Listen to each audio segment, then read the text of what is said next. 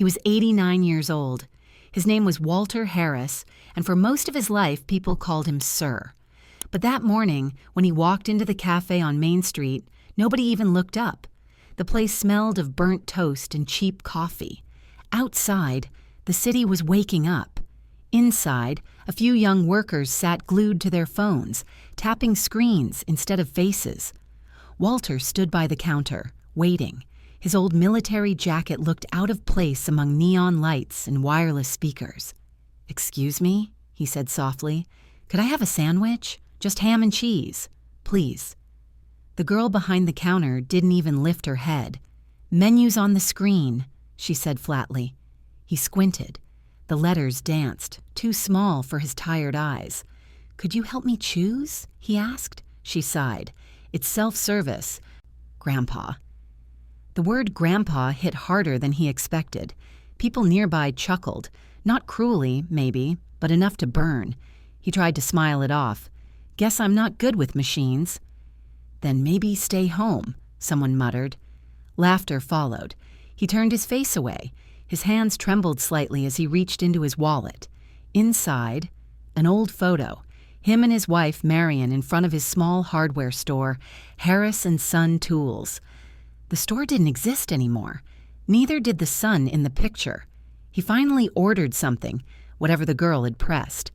Sat down near the window. The city moved on, unaware that one of the men who helped build it was sitting alone, trying to swallow food that tasted like dust. When he left, he said, "Thank you." No one answered. The walk home took longer now. Every step felt heavier, not because of age, but because of invisibility. The world had sped up and he hadn't kept up with it. His street was quiet, filled with houses that looked like each other. All renovated, all gray, all soulless. His house was the only one still with a wooden porch and a wind chime. He'd built that porch with his own hands in 1971. Back then, wood still smelled like life. Inside, everything was neat. Dusty, but neat. On the table lay a letter. Final notice about unpaid property taxes. He ignored it, made himself tea instead, poured it into a chipped cup that said, "World's Best Dad." He looked at it for a long time. He hadn't seen his son, Daniel, in 22 years. After the accident, the silence between them became a wall neither dared to climb. The clock ticked. The same one Marion had bought for their anniversary. He whispered, "I'm still here, Mary," as if she could hear. That evening, he walked down to the river. The bench by the bridge was still there, the one where they used to sit and watch the sunset. The wind carried the smell of autumn leaves, and somewhere in the distance a train passed, lonely and slow. He closed his eyes and remembered. The war, the shop, the customers who trusted his word more than a receipt, the days when a handshake meant something. He wasn't angry at the young people, not really. He just wished someone had looked up, just once. When he got home, the phone was blinking. A voicemail. He pressed play. "Mr. Harris, this is City Office. We've sent several notices regarding your taxes. Please respond before the 23rd, or the property will be reclaimed." He stared at the wall. It wasn't fear he felt. It was exhaustion. He'd survived war, hunger, loss, but he wasn't sure he could survive being forgotten. That night, it rained. He sat by the window, watching droplets slide down the glass, and spoke quietly. Not to anyone, but to the silence. "You know, Mary, it's strange. You live long enough and people stop seeing you. You start fading, not all at once, but piece by piece." The radio on the shelf crackled with static, catching a faint song from another station. He turned the knob slightly. It was a tune from the 50s, their song. He smiled. For a moment, time folded. He wasn't 89. He wasn't alone. He was just a man dancing in the kitchen, holding his wife's hand. When the song ended, the silence felt heavier. He switched off the light, leaving the room bathed in the soft glow of the radio dial. The next morning, Neighbors found his porch light still on. The mailman noticed the door slightly open. By noon, the police arrived. Walter Harris had passed away in his chair, a half-empty cup of tea beside him, and the radio still whispering the same old tune. No one came for the body right away. The city had more urgent matters, traffic, meetings, and screens. But somewhere far away in another part of the country, a man received a call he never expected. Mr. Daniel Harris. Yes? This is Officer Parker from Brookside County. I'm sorry to inform you. It's about your father. Daniel Harris hadn't heard his father's name spoken aloud in over 2 decades. When the officer said it, something inside him clenched, like a hand gripping an old scar. He sat down slowly.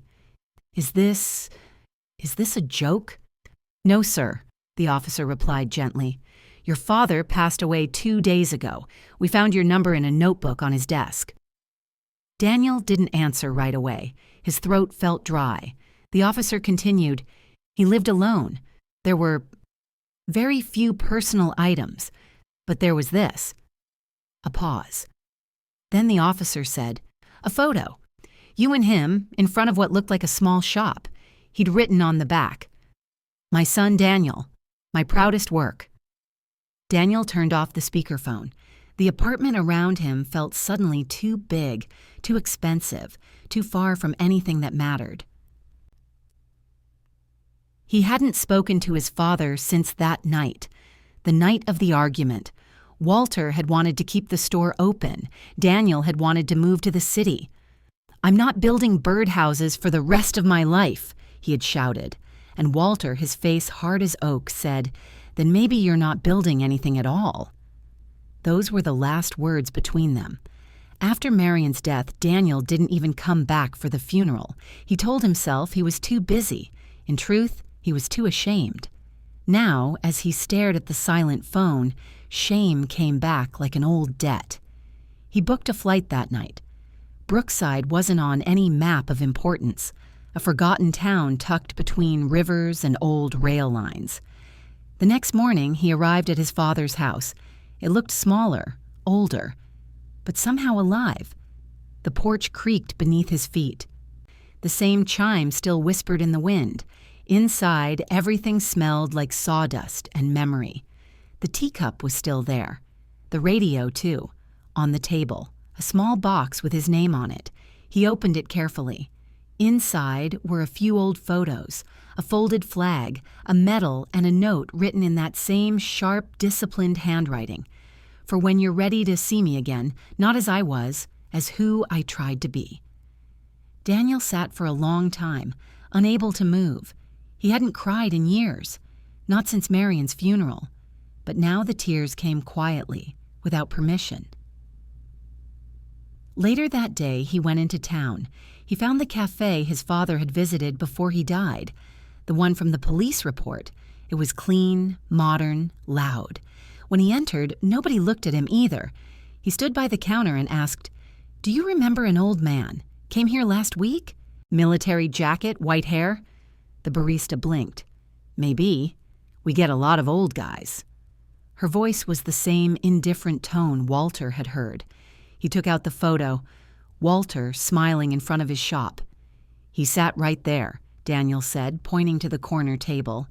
"And you laughed." The barista frowned, uncomfortable. "I didn't mean..." But Daniel wasn't angry. Not anymore. He just said quietly, "You'll remember him now." He left the cafe, leaving the photo behind on the table. That evening, Daniel walked to the old hardware store. The windows were boarded up, the sign half faded, Harris & Son Tools. He ran his fingers over the letters. Son barely visible now. Inside, dust floated like slow snow, shelves empty, counters worn smooth by years of service. And yet, in the air, something remained. He could almost hear his father's voice. "Every nail tells a story, boy. Every scar on your hand means you tried." He closed his eyes. For the first time, he didn't feel anger. He felt small in the face of something big and true. He spent hours cleaning that night, sweeping, dusting, restoring, not because he had to, but because he couldn't bear to leave it as it was. When he finally sat down, exhausted, he saw the sun rising through the window, and for the first time in decades, he whispered, "I miss you, Dad." Over the next few days, he began to talk to people around town. An old woman remembered buying her first hammer from Walter. A mechanic said, "He once fixed my kid's bike for free." A veteran at the diner said, "That man carried others when he could barely walk himself." Everyone had a story, small stories. But together, they painted a giant. Daniel realized something. His father had never been forgotten. He had simply stopped being seen. He returned to the house one last time. On the desk lay a second envelope sealed. Inside, another letter. "If you're reading this, son, it means the world kept moving. That's good. It should. Don't be angry with it for forgetting me. I had my time. But remember this. What you build with kindness outlasts any monument." Daniel folded the letter and placed it back in the box. He knew then what he had to do. That night, he sat down at the kitchen table, turned on the old radio, and opened his laptop. The screen glowed softly, reflecting in his tired eyes. He searched for the name Walter Harris. Nothing. No news, no photos, no record. So he opened a blank document and began to type. "My father was not famous. He didn't build skyscrapers or led armies, but he built trust and he kept it until his last breath." He paused. For the first time, the words didn't feel like guilt. They felt like truth. And that's how the workshop began, with a son's apology written in silence. The idea came the way good ideas do, not as a trumpet, as a whisper. Daniel stood in front of the old storefront at dawn. The boards over the windows were gray and splintered. The letters on the sign were ghosts, Harris & Son Tools. The S in son had almost disappeared. He touched the wood with his palm and felt a pulse that wasn't there, and yet was. He unlocked the chain, stepped inside. Dust rose and turned to gold in the thin light. He didn't turn on the overheads. He just listened. The room had its own heartbeat. Not loud, not young, but steady. He set a broom against the floor and began, not with plans, with sweeping. Word spread without trying. A man was cleaning out the old hardware store, the Harris place. "Is that the son?" people asked at the diner. "After all these years." "About time," someone muttered, but not unkindly. By noon, the first person arrived, an old mechanic with oil in his knuckles and a soft voice. "I heard you open the door," he said. "I did," Daniel answered. "You gonna sell things?" "Not yet." The mechanic nodded once, then took the broom out of Daniel's hand and started sweeping the back corner. No charge, no words, just sweeping. A teenage girl came after school. She had paint on her jacket and a backpack full of markers. "My granddad bought his first hammer here," she said. "I want to paint a sign for you, for free. Only, can I write workshop instead of store?" Daniel smiled. "Workshop," he repeated, as if tasting the word. "It isn't about buying," she said. "It's about making. Deal." She grinned and left her backpack on the counter like a claim. A woman arrived with a brown paper bag and the kind of presence that settles a room. Short gray hair, calm eyes, a blue coat with rain on the shoulders. "Are you Daniel Harris?" "I am." "I'm Marion Cole. I wrote that note you received, the one that helped you find him." He didn't speak for a moment. His throat closed. "Thank you," he managed. "You're welcome," she said, and put the bag on the counter. "Turkey sandwich, toasted. No sauce. 2, actually." He didn't sit down right away. He just rested his hand on the bag and let the heat sink into his skin. "Stay," he said, "please." They ate standing up. No ceremony, just bread and silence and a feeling like a door inside both of them had opened a few inches. "He wanted simple things," Marion said at last. "He was a simple man," Daniel answered, and heard the lie in it. "No," she said gently. "He was a clear man. There's a difference. In ça." They found his notes after that. Boxes labeled with sharp letters, receipts, customer cards, a ledger with neat lines, and a small battered notebook that looked like it had lived in his pocket for years. Inside, there weren't prices. There were sentences. If a person comes in angry, give them a task. Hands calm the heart. Don't let a boy leave without teaching him how to hold a hammer. When you sell rope, ask what it will hold. People will tell you who they are. Daniel read each line out loud. Marion listened with her palms flat on the counter, the way you listen to a heartbeat through wood. "We should put these on the wall," she said. "We should put them in people," he said. They did both. The sign went up 2 weeks later, hand-painted by the girl with the backpack. Thick letters, no serif, honest. The workshop for making things and remembering how no prices underneath, no hours, just a bell on the door and a small brass plaque that said, "Take what you need, bring what you can, leave better than you came." The first day they made nothing to sell. They made stools, 3 of them, short, wide, steady. "Why stools?" a boy asked. "Because everyone needs a place to rest," Marion said. "And because a stool teaches balance," Daniel added, "and measuring, and patience." The boy nodded like he understood more than the words. A retired teacher brought a box of old rulers. A widow brought a jar of screws. From his shop, I think. A carpenter brought 2 sets of chisels and a story that lasted the length of the afternoon. No money changed hands that day, but value did. On the 3rd day, a man walked in wearing a suit too tight across the shoulders. He looked like someone who had learned to speak fast to hide his fear. "I run the cafe," he said. "The one where your father, where—" "It's all right," Daniel said. "No, it isn't," the man answered. He set a small card on the counter. It read, "Harris Sandwich Turkey, toasted, no sauce, 60 CB in honor of the shop that stood here. We put it on the menu," he said. "We didn't ask permission. I hope that's okay." Daniel picked up the card. 60 cents, he read. "For the number of years he worked," the man said. "Give or take, the rest we cover." He hesitated. "I wanted to bring a stool for our window, if that's not insulting." "It isn't," Marion said softly. "It's right." They carried the stool across the street together, placed it in the cafe window. People stopped and stared, not at the stool, at the small brass plate on it that simply said, "For rest." A child sat there later that day and ate a cookie with both hands. His mother cried quietly into her coffee. No one asked why. Everyone knew. The emails began to come. The phone started ringing. "Can you teach my granddaughter to use a drill? Do you fix chairs? I don't need anything. Can I just sit?"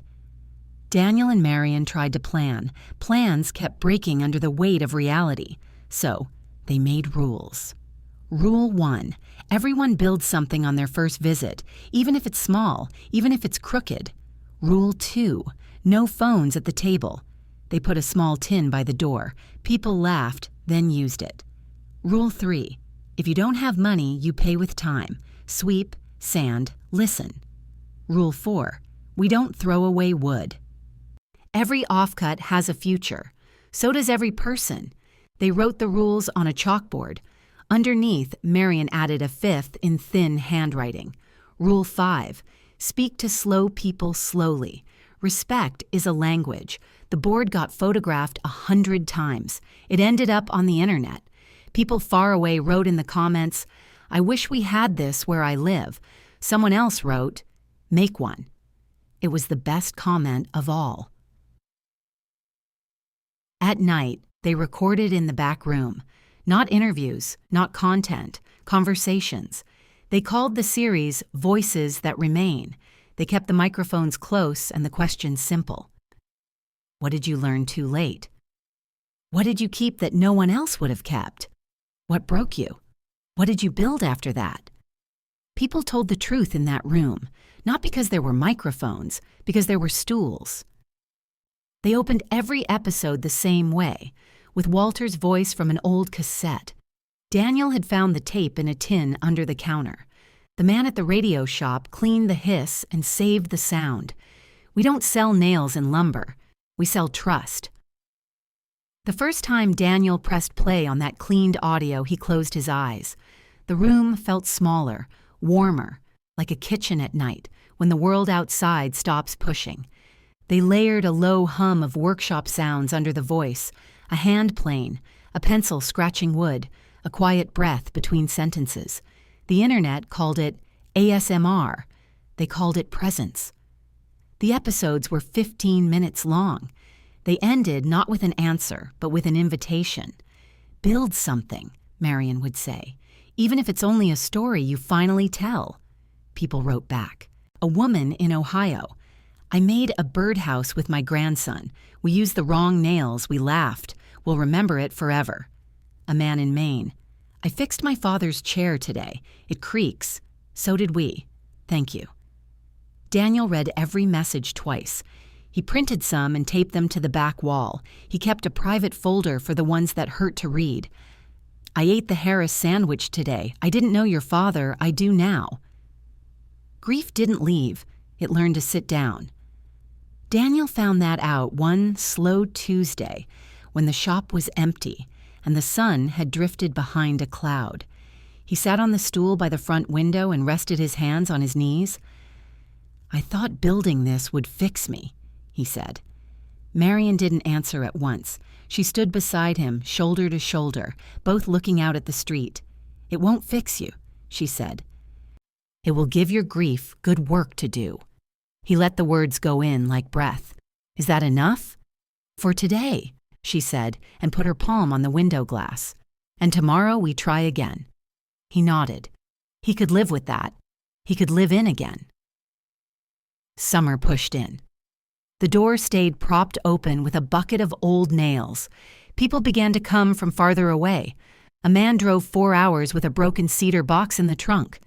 It was my brother's, he said. He didn't come home. They didn't speak while they repaired it. They didn't have to.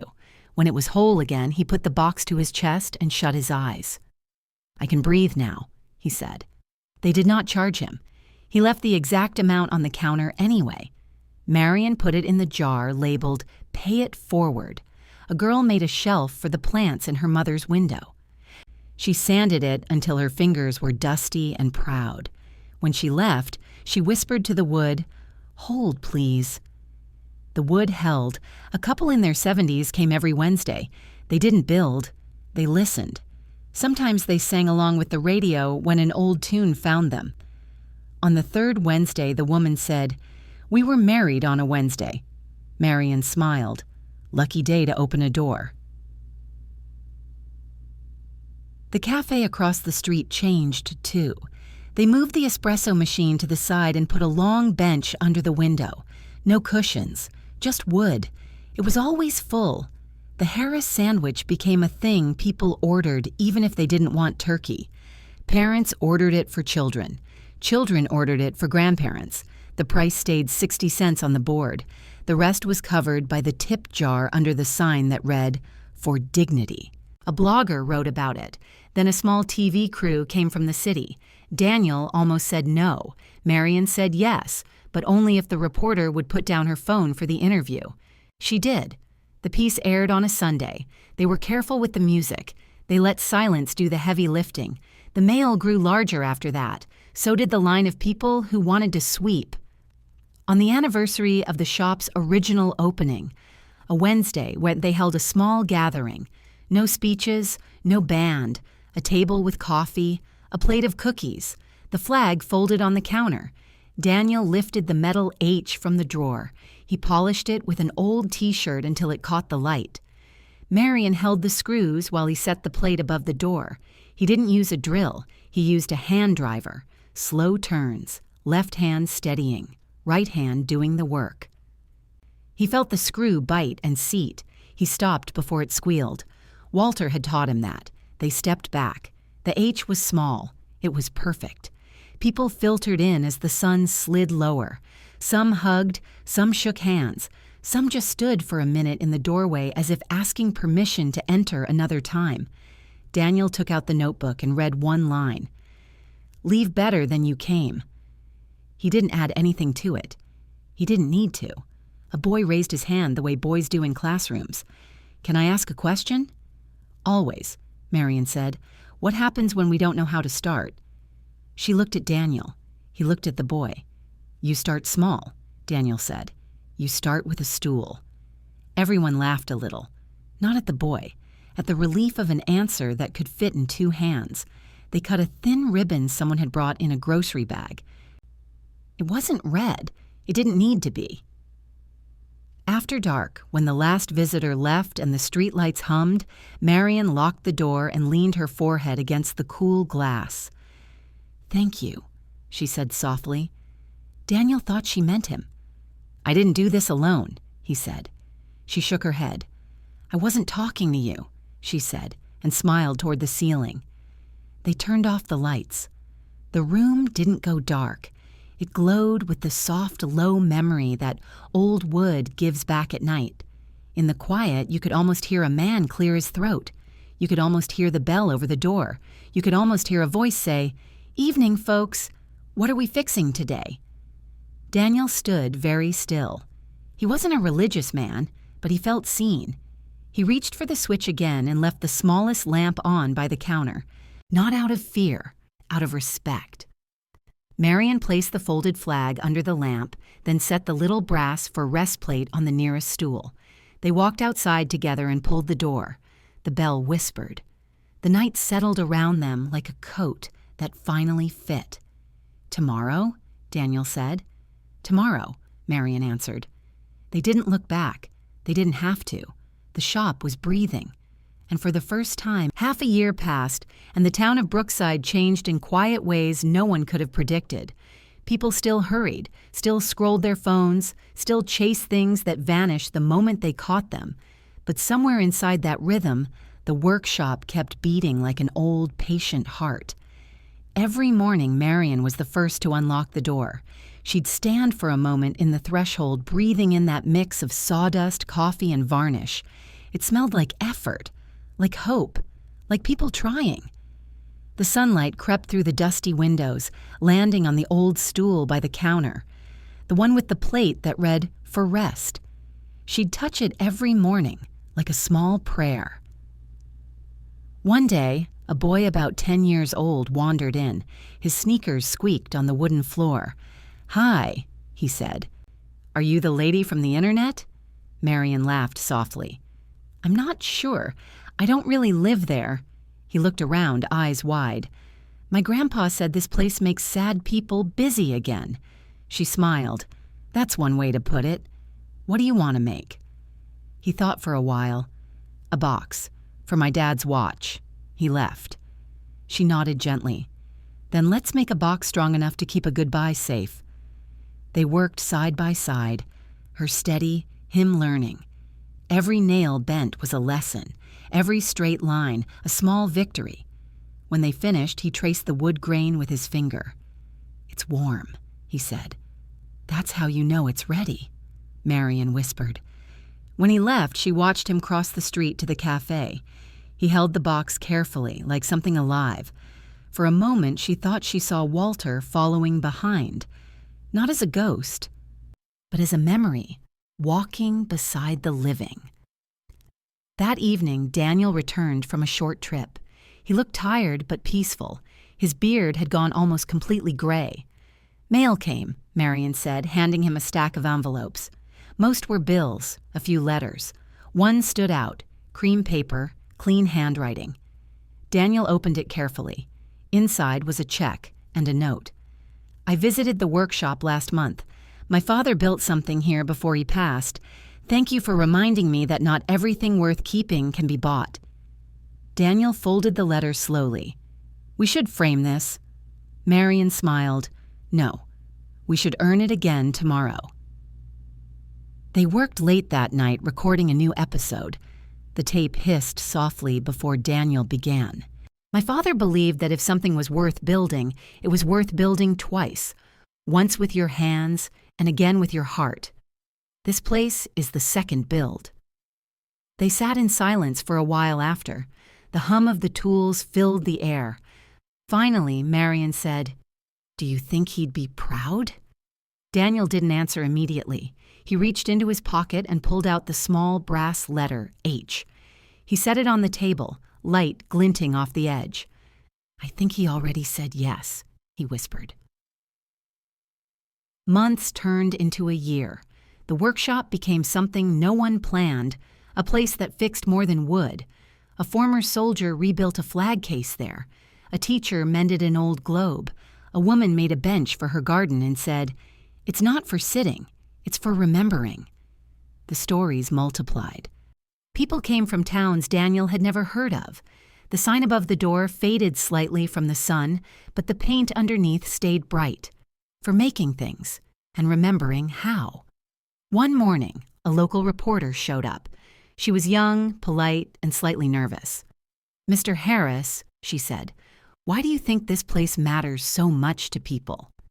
Daniel thought for a long moment. Then he said, "Because we stopped asking what's next and started asking what's left." That quote went viral. Clips from their podcast spread online. People called it old-fashioned therapy, handcrafted healing, even the rebirth of decency. Daniel didn't read the comments. Marion did, sometimes. One made her cry. "My dad was that old man in the cafe. I was the one laughing. I'm sorry." She showed it to Daniel quietly. He read it twice. Then he said only one word. "Good." She nodded. Forgiveness always starts late. On a quiet Sunday morning, Daniel came early and found Marion sitting by the window with coffee. The sunlight was sharp that day, gold on every nail and screw. "You know," she said, "sometimes I think he built this shop so you'd find your way back here." Daniel chuckled softly. "I think he built it because he knew we'd all need a place like this one day." They sat there for a while. No words, just the rhythm of people outside walking past, slowing down for a second to look through the glass. The town was quieter now, not silent, just slower, like everyone had learned to breathe again. That afternoon, they opened a new section in the back of the shop, a long shelf filled with boxes. Each one carried a name and a story. Some were heavy, filled with keepsakes. Others light, with only a note inside. The sign above the shelf read, "What we carry forward." Anyone could leave something behind there. A photo, a medal, a tool, a letter. No one asked questions. Every object was a promise